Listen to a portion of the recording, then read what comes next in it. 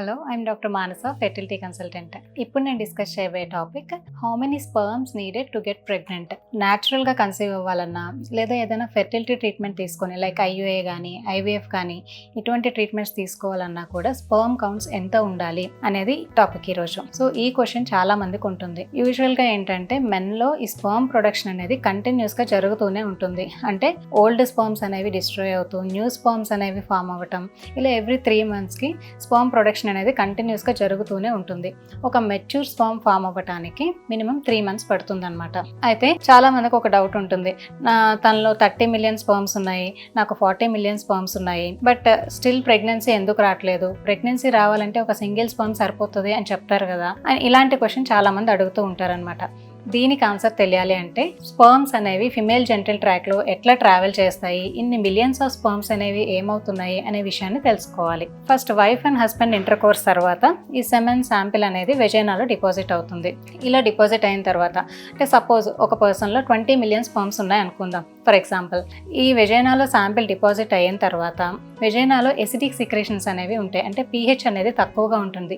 దీనివల్ల almost 50% of the sperms అనేవి ఇక్కడే డిస్ట్రాయ్ అయిపోతాయి. అంటే 20 million స్పర్మ్స్లో ఓన్లీ 10 million స్పర్మ్స్ మిగులుతాయి అనమాట. ఆ రిమైనింగ్ 10 million స్పర్మ్స్ అనేవి సర్విక్స్ అంటే పైకి ట్రావెల్ అవుతాయి అనమాట. ఇలా పైకి ట్రావెల్ అయ్యేటప్పుడు సర్విక్స్ లో సిక్రేషన్స్ అనేవి థిక్ అండ్ విస్కస్ గా ఉంటాయి. దీనివల్ల ఆల్మోస్ట్ 95% ఆఫ్ ద స్పర్మ్స్ అనేవి ఈ లెవెల్లో ట్రాప్ అయిపోతాయి. అంటే మనకి 10 million స్పర్మ్స్ లో 95% ట్రాప్ అయిపోయినప్పుడు రిమైనింగ్ ఒక 5 lakh స్పర్మ్స్ అనేవి మిగులుతాయి అనమాట. ఈ 5 lakh స్పర్మ్స్ అనేవి పైకి యూట్రస్ లోకి ట్రావెల్ అవుతాయి. ఇలా యూట్రస్ లోకి ట్రావెల్ అయిన తర్వాత ఆ 5 lakhs లో కూడా 90% ఆఫ్ ద స్పర్మ్స్ అనేవి యూట్రస్ దగ్గర డిస్ట్రాయ్ అయిపోతాయి అనమాట. సో అంటే మనకి అప్రాక్సిమేట్ గా ఒక 50,000 స్పర్మ్స్ మిగులుతాయి. ఆ 50,000 స్పర్మ్స్ కూడా రైట్ ట్యూబ్ లోకి లెఫ్ట్ ట్యూబ్ లోకి ట్రావెల్ అవుతాయి. ఒకవేళ రైట్ ట్యూబ్ లో లెఫ్ట్ ట్యూబ్ లో ఎక్కడైతే ఎగ్ ఉందో ఆ ఎగ్ తో ఫెర్టిలైజేషన్ జరిగి ఎంబ్రియో అనేది ఫామ్ అవుతుంది. ఆ ఎంబ్రియో ఒక 5 days తర్వాత యూట్రస్ లోకి వచ్చి ఇంప్లాంటేషన్ అనేది జరుగుతుంది అనమాట. ఇది న్యాచురల్ గా జరిగే పద్ధతి. ఇలా కొన్ని మిలియన్స్ ఆఫ్ స్పర్మ్స్ ఉన్నా కూడా మొటిలిటీ సరిగా లేకపోతే అంటే కదలికలు సరిగా లేకపోయినా కూడా ఆ స్పర్మ్స్ అనేవి ట్యూబ్ వరకు చేరుకోలేవు. సో ఇదొక రీజన్. అండ్ ఒకవేళ మొటిలిటీ కూడా బాగానే ఉంది, ఈవెన్ స్పర్మ్ కౌంట్ ఒక్కొక్కసారి ఏంటంటే స్పర్మ్ కౌంట్స్ తక్కువ ఉన్నా కూడా మొటిలిటీ బాగుంది, కదలికలు బాగున్నాయి, లేదా స్పర్మ్ యొక్క సైజ్ అండ్ షేప్ బాగుంది, స్పర్మ్లో DNA డ్యామేజ్ లాంటిది ఏమీ లేదు, ఇట్స్ అ హెల్దీ స్పర్మ్ అనుకున్నప్పుడు ఈవెన్ తక్కువ కౌంట్స్ ఉన్నా కూడా ప్రెగ్నెన్సీ వచ్చే ఛాన్సెస్ అనేవి బెటర్గానే ఉంటాయి అన్నమాట. సో వీటి బట్టి ఏంటంటే WHO 2021లో ఒక క్రైటీరియాని డిజైన్ చేసింది based on some fertile men.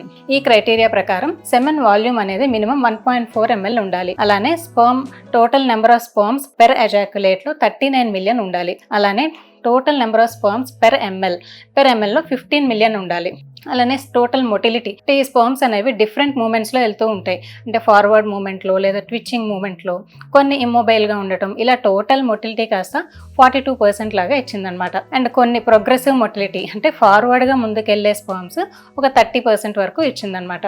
అయితే ఇది ఒక కట్ ఆఫ్ లిమిట్ ఏమీ కాదు, ఇది ఒక రిఫరెన్స్ రేంజ్ లాగా మెన్షన్ చేశారనమాట. అంటే more than 95% of the fertile men will come above this criteria అనమాట. సో అయితే ఈ క్రైటీరియా కంటే తక్కువ ఉంటే అంటే స్పర్మ్స్ అరౌండ్ 8 million 10 million ఉన్నా లేదా ప్రెగ్నెన్సీ ఛాన్సెస్ ఏమైనా 0 ఉంటాయంటే ప్రెగ్నెన్సీ ఛాన్సెస్ 0 అనేది ఉండదు. ఇది ఒక రిఫరెన్స్ లాగానే మెన్షన్ చేశారు. అయితే మెన్ యొక్క ఫెర్టిలిటీ పొటెన్షియల్ అనేది ఓన్లీ స్పర్మ్ కౌంట్స్ తోనే కాకుండా స్పర్మ్ యొక్క motility, morphology, amount of DNA damage, లేదా స్పర్మ్ యొక్క వైటాలిటీ ఎలా ఉంది, పస్సల్స్ ఏమైనా ఉన్నాయా, బ్లడ్ ఇన్ ద సెమెన్ ఏమైనా ఉందా, ఇలాంటి అదర్ ఫ్యాక్టర్స్ అనేవి కూడా చూసుకోవాల్సి వస్తుంది. ఒక సెమెన్ అనాలిసిస్ చేసేటప్పుడు ఆ సెమెన్ అనాలిసిస్ అబ్నార్మల్ గా ఉంది అంటే స్పర్మ్ కౌంట్స్ తక్కువగా ఉన్నాయి అన్నట్లయితే ఒక సింగిల్ రిపోర్ట్ బేస్ చేసుకొని మనం ట్రీట్మెంట్ అనేది ప్లాన్ చేయబడదు. మినిమం ఒక 2 reports అన్న చెక్ చేసిన తర్వాతనే ఫెర్టిలిటీ ట్రీట్మెంట్ అనేది ప్లాన్ చేస్తారు. సపోజ్ ఒక పర్సన్ లో 10 to 15 million స్పర్మ్స్ ఉన్నాయి, డెడ్ స్పర్మ్స్ కొంచెం ఉన్నాయి, ఎక్కువ ఉన్నాయి, మొటిలిటీ అనేది తక్కువగా ఉంది, ఇలాంటి ఇండివిజువల్స్ లో ఏంటంటే మనం IUI పద్ధతి అనేది చేస్తాం. ఈ IUI పద్ధతిలో ఏంటంటే సెమెన్ శాంపిల్ అనేది ప్రాపర్ గా వాష్ చేయటం వలన డెబ్రిస్ కానీ డెడ్ స్పర్మ్స్ అనేవి కానీ రిమూవ్ చేయబడతాయి. ఆ తర్వాత సెమెన్ శాంపిల్ ప్రాసెస్డ్ శాంపిల్ అంటే highly active motile and sperms ని మనం ఫిల్టర్ చేసి ఆ శాంపిల్ ని మనం డైరెక్ట్ గా కెథెటర్ ద్వారా యూట్రస్ లో డిపాజిట్ చేస్తాం. ఇది IUI పద్ధతి. సపోజ్ ఒక పర్సన్ లో 10 million కంటే తక్కువ ఉన్నాయి లేదా 5 million కంటే తక్కువ ఉన్నాయి స్పర్మ్స్, డెడ్ స్పర్మ్స్ అనేవి more than 50% ఉన్నాయి, లేదా మొటిలిటీ అనేది 20% కంటే తక్కువ ఉంది, ఇలాంటి ఇండివిజువల్స్ కి ఏంటంటే IVF అనేది అడ్వైస్ చేస్తూ ఉంటాం. ఇలా ట్రీట్మెంట్ ప్లాన్ అనేది స్పర్మ్ కౌంట్ బట్టి, మొటిలిటీ బట్టి బట్టి, మార్ఫాలజీ బట్టి, అమౌంట్ ఆఫ్ DNA డ్యామేజ్ బట్టి ఇలా ట్రీట్మెంట్ ప్లాన్ అనేది వేరీ అవుతూ ఉంటుంది. దీన్ని బట్టి పేషెంట్ యొక్క సక్సెస్ రేట్ అనేది కూడా వేరీ అవుతూ ఉంటుంది. Thank you.